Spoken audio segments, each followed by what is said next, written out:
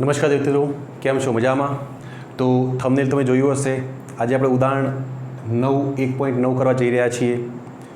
અગાઉ આપણે 1.8 ઉદાહરણ લાસ્ટ વિડીયોની અંદર આપણે કમ્પ્લીટ કર્યું હતું. જે વિદ્યાર્થી મિત્રોએ આપણી ચેનલ સબસ્ક્રાઈબ નથી કરી તો એને સબસ્ક્રાઈબ કરી લેજો, કારણ કે આપણે કમ્પ્લીટ સ્ટાન્ડર્ડ 11th અને 12th જે પણ તમારા ચેપ્ટર છે એના બધા ન્યુમેરિકલ પ્લસ એના મેઇન કન્સેપ્ટ બધા જ આપણે વ્યવસ્થિત અહીંયા કરાવવાના છીએ.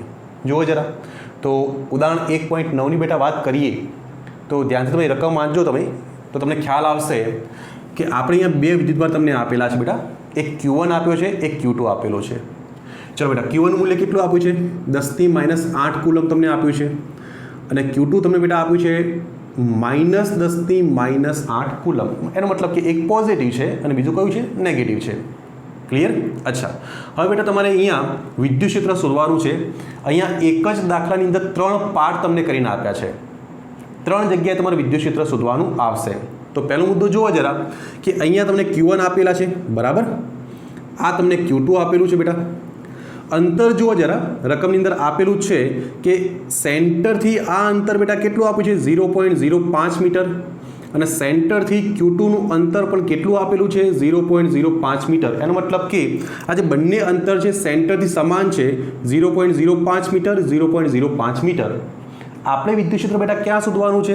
તો કે એ બિંદુ આગળ અહીંયા આપણે વિદ્યુત ક્ષેત્ર શોધવાનું છે. તો કન્સેપ્ટ તમને ખબર હશે કે વિદ્યુત ક્ષેત્ર કેવી રીતે શોધી શકાય. તો જ્યારે પણ કોઈ પણ બિંદુ આગળ વિદ્યુત ક્ષેત્ર શોધવું હોય ત્યારે તે બિંદુ ઉપર આપણે પરીક્ષણ વિદ્યુતભાર મૂકીએ છીએ, અને હંમેશા પરીક્ષણ વિદ્યુતભાર બેટા કેવું આવે? ધન આવે. કેવું આવે? ધન આવે. તો જુઓ જરા, આપણે અહીંયા વિદ્યુત ક્ષેત્ર શોધવું છે તો અહીંયા +Q આપણે મૂકી દઈએ. પરીક્ષણ વિદ્યુતભાર અહીંયા આપણે મૂકી દઈએ. તો અહીંયા લખી શકાય કે Q1 વિદ્યુત ભારને લીધે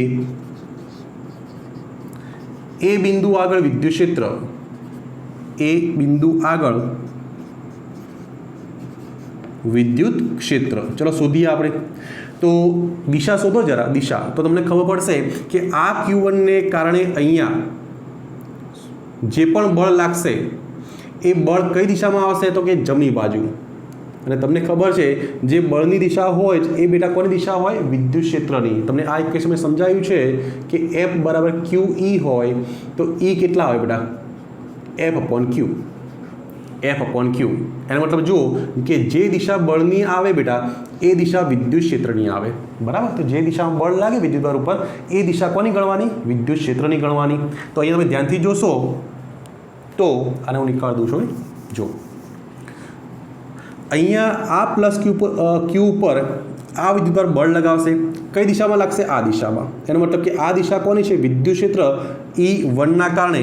તો લખી શકાય કે E1 ઇક્વેશન ખબર છે શું આવશે? કે Q/R². પણ અહીંયા શું આવશે? કે Q1/R². બરાબર. અહીંયા વિદ્યુત ક્ષેત્ર શોધવું છે ને કોના કારણે? Q1ના કારણે. કોના કારણે? Q1ના કારણે. તો ઇક્વેશન તૈયાર છે કે બિંદુવત વિદ્યુતભારના કારણે મળતું વિદ્યુત ક્ષેત્ર કેટલું? કે Q/R². કેટલું? કે Q/R². તો એનો મતલબ કે અહીંયા વિદ્યુત ક્ષેત્ર કોના કારણે બેટા? Q1ના કારણે. તો ઇક્વેશન આવશે કે Q1/R². ચલો, કેની કિંમત કેટલી? તો 9 × 10⁻9. Q1 બેટા કેટલા તમને આપે? જો અહીંયા Q1 કેટલા આપે છે? 10⁻−8. ડિવાઈડ કરો. અંતર તમને ખબર છે 0.05 છે બેટા. તો 0.05 અને એનો સ્ક્વેર શોધી કાઢજો. તો બેટા E1નો કંઈક આન્સર તમને મળશે 3.6 × 10⁴ ન્યૂટન પર કુલમ. ન્યૂટન પર કુલમ. એનો મતલબ કે Q1ના કારણે એ બિંદુ આગળ આટલું વિદ્યુત ક્ષેત્ર મળે. કેવી રીતે શોધાય? કે Q/R². ક્લિયર? સારું. ચલો હવે વાત કરો Q2. Q2ની વાત કરો. આ Q2 વિદ્યુતભાર પણ અહીંયા શું બનાવશે? વિદ્યુત ક્ષેત્ર બનાવશે. Q2 વિદ્યુતભાર પણ અહીંયા શું આપશે? તમને વિદ્યુત ક્ષેત્ર આપશે. શોધી શકાય. તો લખીએ આપણે E2 કોના કારણે બેટા? Q2 વિદ્યુતભારને કારણે. આ E2 કોના કારણે મળશે? Q2 વિદ્યુતભારને કારણે મળશે. તો ચલો ઇક્વેશન બેટા શું લખવાનું? તો લખી શકાય કે કે Q2/R². કેટલું આવશે? કે Q2/R². વેલ્યુ મૂકો. ચલો કેની કિંમત બેટા કેટલી? 9 × 10⁻9. Q2 એટલે આનો વિદ્યુતભાર, કેટલો છે 10⁻⁻8 કુલમ. માઇનસ નથી લખવાનું કારણ કે આપણે મૂલ્ય શોધી રહ્યા છીએ બેટા, આપણે મૂલ્ય શોધી રહ્યા છીએ, બરાબર. અને મૂલ્યમાં ક્યારે માઇનસ મૂકવાનું નહીં, તો અહીંયા માઇનસ નહીં મૂકીએ આપણે. અપોન અંતર જુઓ જરા, અહીંથી આનું અંતર બેટા કેટલું છે તો 0.05 અને આનો સ્ક્વેર શોધી કાઢો બેટા, સેમ આન્સર મળશે 3.6 × 10⁴ ન્યૂટન પર કુલમ. કેટલો આન્સર મળશે 3.6 × 10⁴ ન્યૂટન પર કુલમ. આટલી વસ્તુ ક્લિયર થાય છે. ફરીથી રિપીટ કરું, અહીંયા વિદ્યુત ક્ષેત્ર શોધવાનું છે. એ બિંદુ આગળ વિદ્યુત ક્ષેત્ર શોધવાનું છે. કોના કારણે? એક Q1 ના કારણે બેટા, એક Q2 ના કારણે, એક Q1 ના કારણે, એક Q2 ના કારણે. હવે Q1 ના કારણે વિદ્યુત ક્ષેત્ર E1 મળશે, એ જ પ્રમાણે Q2 ના કારણે બેટા વિદ્યુત ક્ષેત્ર કેટલું મળશે E2 મળશે. બંનેનું મૂલ્ય મેં શોધી કાઢ્યું કે Q/R², કે Q/R² સૂત્રનો ઉપયોગ કરીને, બરાબર. હવે બેટા દિશાની વાત કરો, કારણ કે આ સદિશ રાશિ છે. વિદ્યુત ક્ષેત્ર કેવી રાશિ છે? સદિશ રાશિ. હવે સદિશ રાશિમાં સરવાળો કરવો, બાદબાકી કરવી, એ કોના ઉપર નક્કી થશે બેટા? દિશા ઉપર નક્કી થાય. તો એક કામ કરીએ, હવે વિદ્યુત ક્ષેત્ર E1 ની દિશા શોધી કાઢીએ. તો દેખી શકાય છે કે Q1 ના કારણે અહીંયા આ વિદ્યુત ભાર ઉપર અપાકર્ષણ બળ લાગે બેટા, તો E1 ની દિશા કેવી આવશે? તો કે જમણી બાજુ. કઈ દિશામાં? જમણી બાજુ. દિશામાં ઘણા લોકોને તકલીફ થાય છે, હું રિપીટ કરું છું. દિશા કેવી રીતે શોધી શકાય? તો અહીંયા જુઓ, આપણે અહીંયા દિશા શોધવાની છે, બરાબર ને? અહીંયા તો આના ઉપર આ Q1 બળ લગાવે, બંને જો સમાન વિદ્યુત ભાર છે, એનો મતલબ કે બંનેની સાઇન સેમ છે, બંને પોઝિટિવ છે. તો અહીંયા જો અપાકર્ષણ બળ લાગે આના કારણે, તો આ બાજ જશે, અને જે બળની દિશા હોય બેટા એ જ વિદ્યુત ક્ષેત્રની દિશા આવશે. તો જે E1 ની દિશા આપણે લખવી હોય તો લખી શકાય જમણી બાજુ,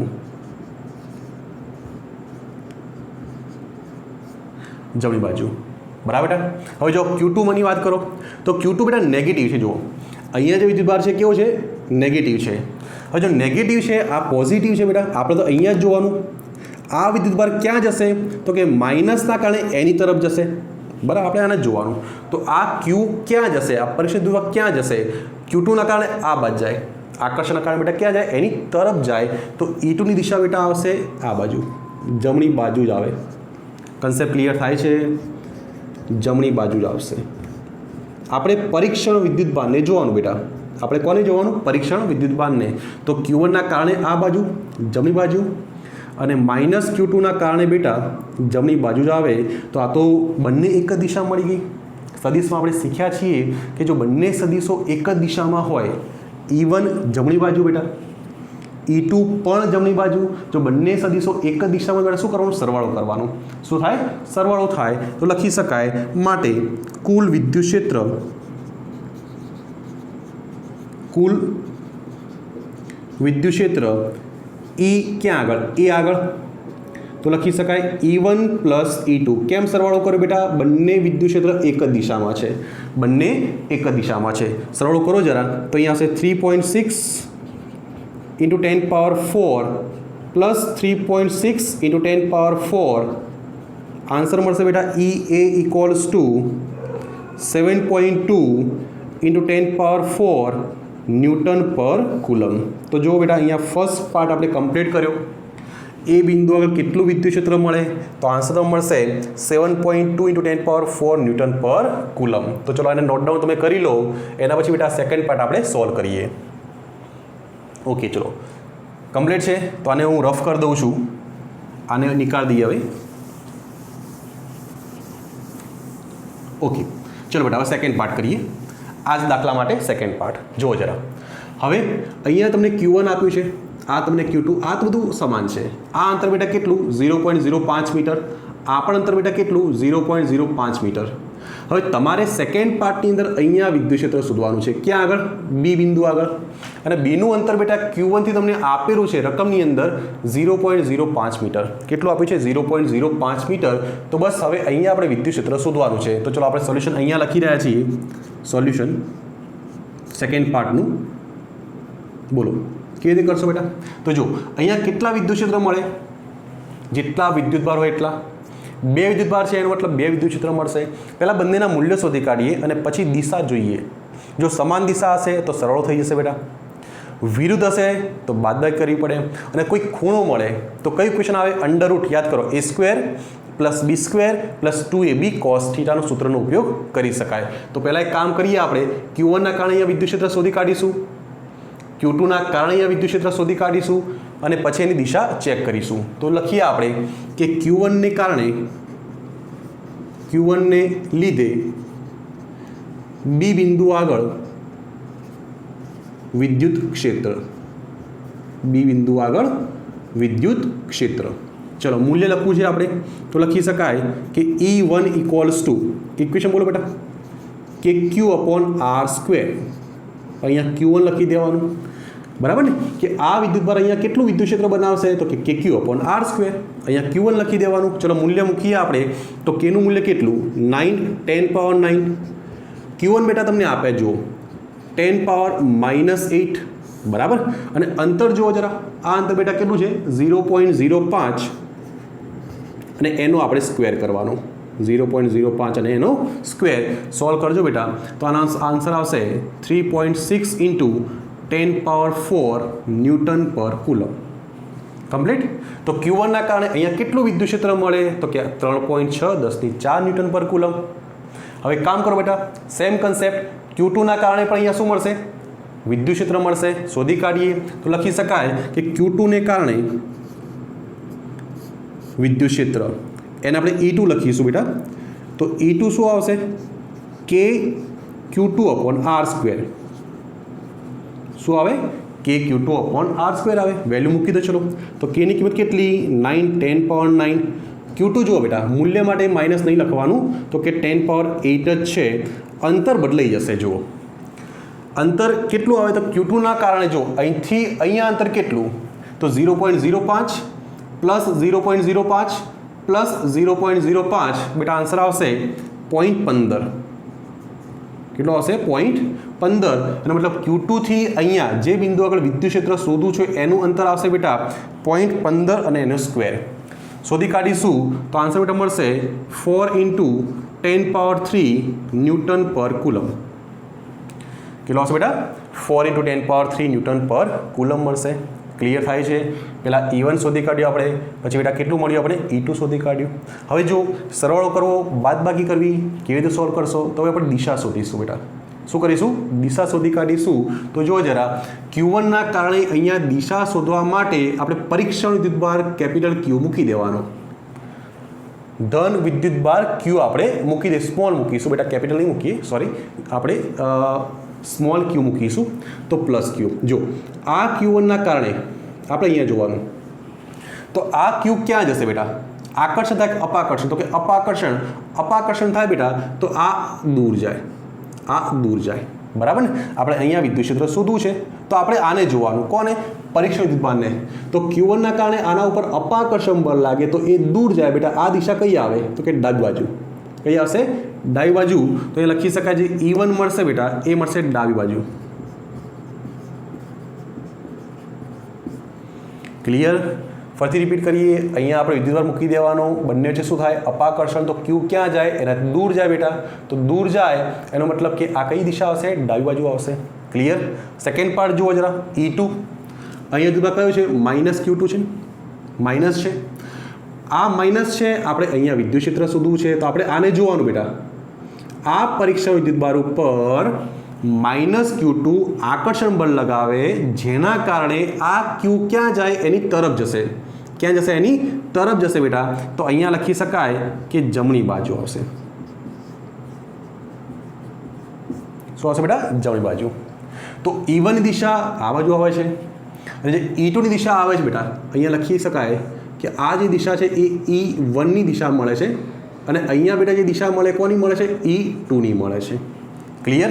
હવે જો બંને દિશા વિરુદ્ધ આવી, એનો મતલબ કે બાદબાકી થવાની છે. એક ડાબી બાજુ છે, એક જમણી બાજુ છે. તો બંને વિરુદ્ધ હોય તો બેટા શું થાય, બાદબાકી. પરંતુ શું કરશો, E1 - E2 કરવાનું, E2 - E1. તો એના પર ધ્યાનથી તમે જુઓ કે વિદ્યુતભારના મૂલ્યો સમાન છે, તો તમે જોઈ શકો કે જે વિદ્યુત ક્ષેત્ર હોય ઇક્વેશન શું છે, કે Q/R². હવે બેટા વિદ્યુત ક્ષેત્ર બંને માટે સમાન, કે તો આમે અચળ છે. તો અલ્ટિમેટલી વિદ્યુત ક્ષેત્ર કોના ઉપર આધાર રાખશે, અંતરના વર્ગના વ્યસ્ત સંબંધમાં. એનો મતલબ જેનું અંતર ઓછું એનું વિદ્યુત ક્ષેત્ર વધારે, જેનું અંતર વધારે એનું વિદ્યુત ક્ષેત્ર ઓછું. ધ્યાનથી બેટા જુઓ તો આ અંતર કેટલું છે 0.05, આ અંતર કેટલું છે 0.15. કયું વધારે આવશે કયું ઓછું આવશે તો જોઈ શકાય છે કે આ અંતર ઓછું છે બેટા આના કરતાં, તો મતલબ કે આનું વિદ્યુત ક્ષેત્ર વધારે હશે.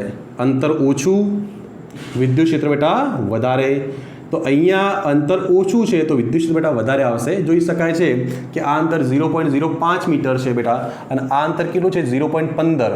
તો આ અંતર ઓછું હોવાથી E1નું મૂલ્ય વધારે મળે. તો કન્સેપ્ટ ક્લિયર થતો હશે તમને, બરાબર ખ્યાલ આવે છે ને? તો લખી શકાય માટે પરિણામી વિદ્યુત ક્ષેત્ર E બરાબર શું લખીશું આપણે E1 માઇનસ E2. કેમ? અંતર ઓછું એનો મતલબ વિદ્યુત ક્ષેત્ર E1 વધારે છે, લખી શકાય કે ભાઈ E1 વધારે છે E2 કરતાં. બસ સોલ્વ કરીએ આપણે તો E1ની મૂલ્ય શું આવશે 3.6 10⁴ માઇનસ અહીંયા બેટા આવશે 4 × 10⁻3. એક કામ કરી શકાય કે 3.6 × 10⁴ છે, અહીંયા 10⁴ લાવવા છે, બરાબર? તો ઘાત વધારશો તો અહીંયા વેલ્યુ ઘટશે, બરાબર બેટા? તો અહીંયા કેટલી આવશે 0.4. કેટલું આવશે બેટા 0.4. અને સોલ્વ તમે કરી દેજો તો બેટા અહીંયા આન્સર મળી રહેશે 3.6 માઇનસ 0.4.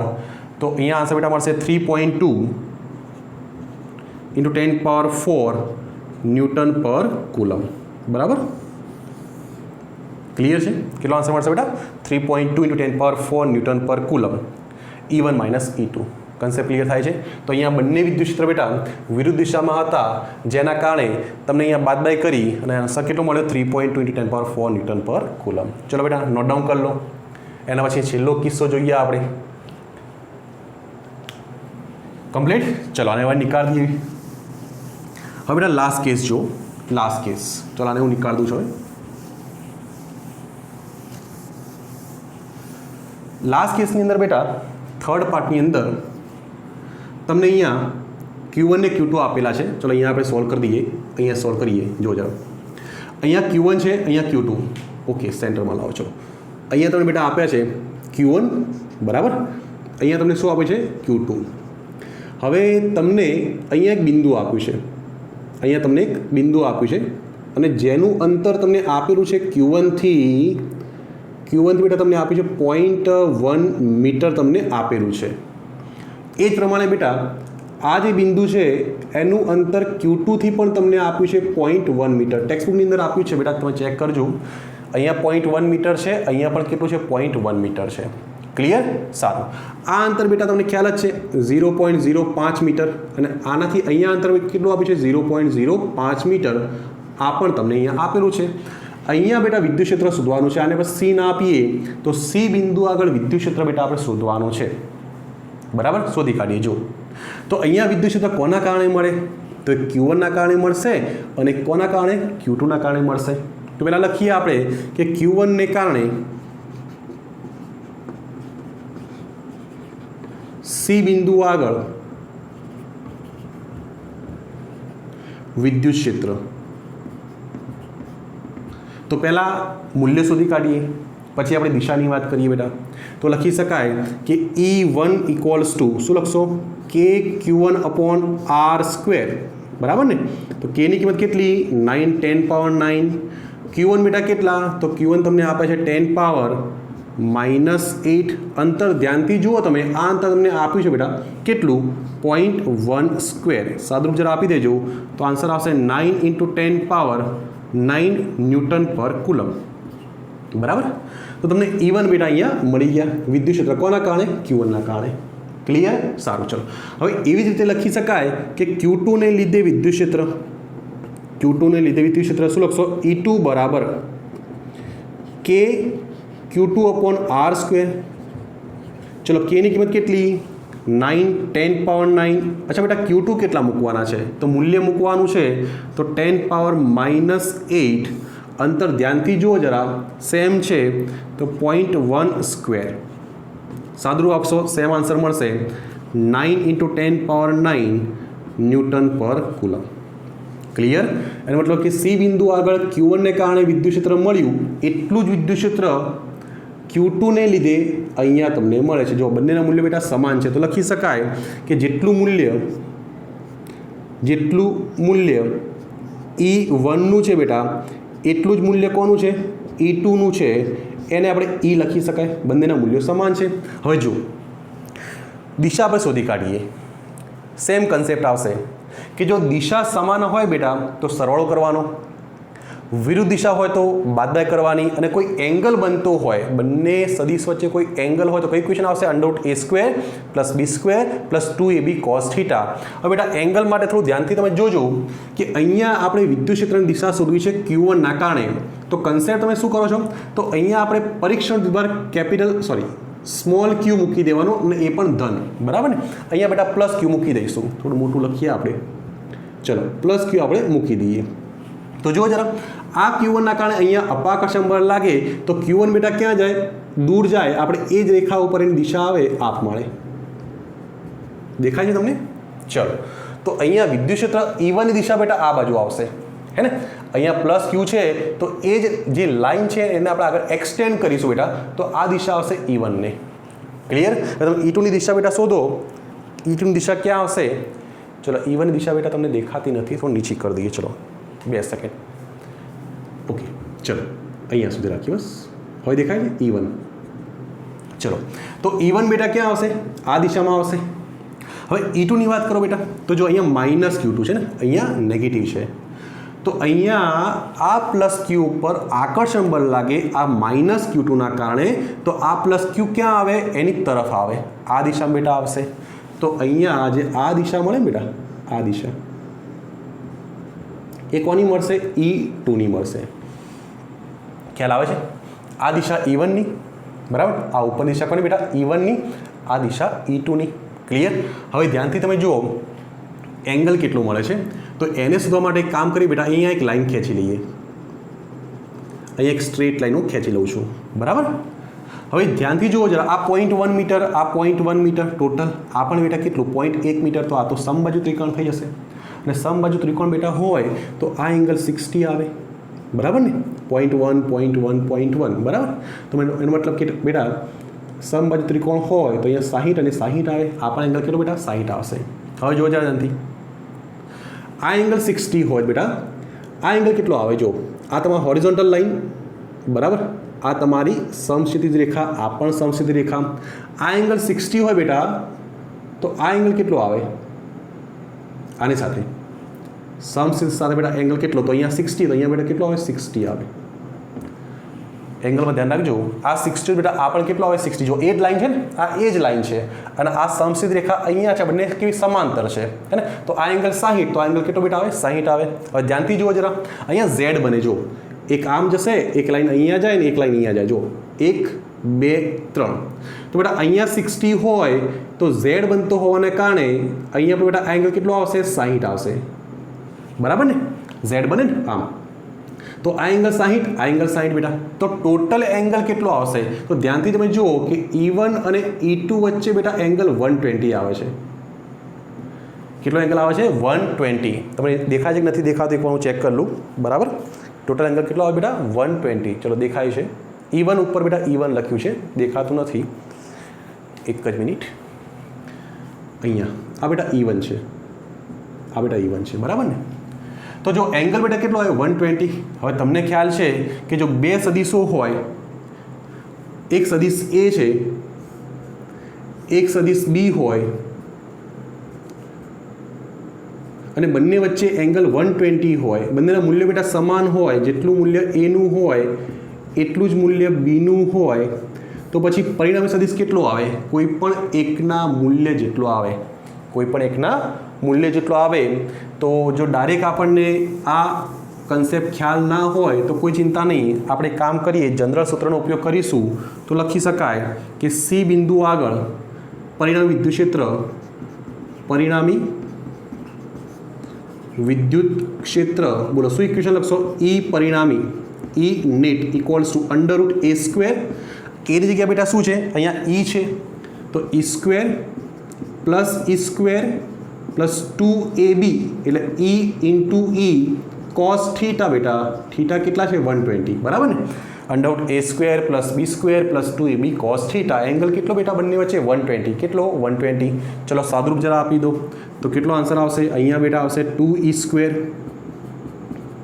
પ્લસ અહીંયા આવશે બેટા 2e સ્ક્વેર cos 120 -1/2 આવે cos 120 કેટલા આવે બેટા -1/2 આવે તો અહીંયા 2 2 કેન્સલ થઈ જશે તો કેટલા આવશે 2e square minus e square 2e square plus minus બેટા કેટલા આવશે e સ્ક્વેર તો અહીંયા આવશે અંડરરૂટ e સ્ક્વેર તો બેટા એને લખીએ e લખી શકાય અને e નું મૂલ્ય તો તૈયાર છે આ રહ્યું જો e1 e2 e નું મૂલ્ય બેટા કેટલું છે 9 ઇન્ટુ 10 પાવર 9 ન્યૂટન પર કુલમ તો બસ તમારો આન્સર બેટા આવી ગયો પરિણામી વિદ્યુત ક્ષેત્ર કેટલું આવશે 9 into 10 power 9 into 10 power 9 newton પર કુલમ દિશા બેટા કઈ આવશે તો આ પરિણામી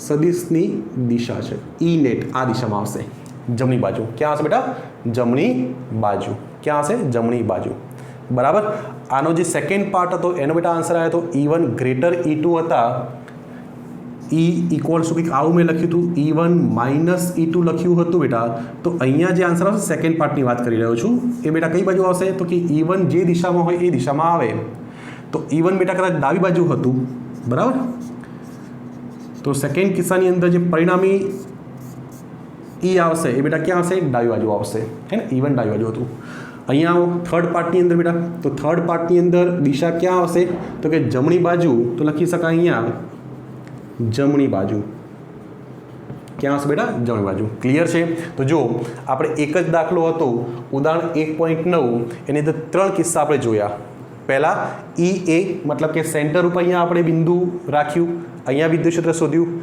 શું આવ્યું બંનેનો સરવાળો થયો પછી એક બિંદુ આપણે અહીંયા લીધું બી બિંદુ ના આપ્યું અહીંયા તમે વિદ્યુત ક્ષેત્ર શોધી કાઢ્યું બરાબર અને છેલ્લે બેટા અહીંયા બિંદુ લીધું અહીંયા સી બિંદુ બરાબર અને અહીંયા વિદ્યુત ક્ષેત્ર શોધવામાં આવ્યું તો આન્સર બેટા કેટલો આવ્યો 9 ઇન્ટુ 10 પાવર 9 ન્યૂટન પર કુલમ દિશા બેટા ક્યાં આવશે આ દિશામાં આવશે કારણ કે એક સદિશ E1 આ બાજુ છે E2 આ બાજુ છે તો બેટા પરિણામી સમાંતર બાજુ ચતુષ્કોણની મેથડ આ બાજુ આવશે બરાબર ને કેટલી 9 10 પાવર 9 ન્યૂટન પર કુલમ ક્લિયર તો ઉદાહરણ નંબર 1.9 આપણે કમ્પ્લીટ કર્યું તો આ વિડીયો અંદર બેટા આટલે શું રાખીશું હવે જે બાકીના ઉદાહરણ છે આપણે નેક્સ્ટ વિડીયો અંદર કન્ટિન્યુ કરીશું જે વિદ્યાર્થી મિત્રોએ આ ચેનલ સબસ્ક્રાઇબ નથી કરી તો એને તમે સબસ્ક્રાઇબ કરી લેજો તમને 11 અને 12ના બધા જ ચેપ્ટરના ઉદાહરણ સ્વાધ્યાયના દાખલા તેમજ મેઇન જે કન્સેપ્ટ છે એ બધું જ આપણે અહીંયા કરાવવાનું છે પ્લસ તમારા જે મિત્રો છે જેમને કોન્ટેક્ટની જરૂર છે તો એને પણ તમે અવશ્ય આ વિડીયો છે એની લિંક શેર કરજો ઓકે બેટા થેન્ક યુ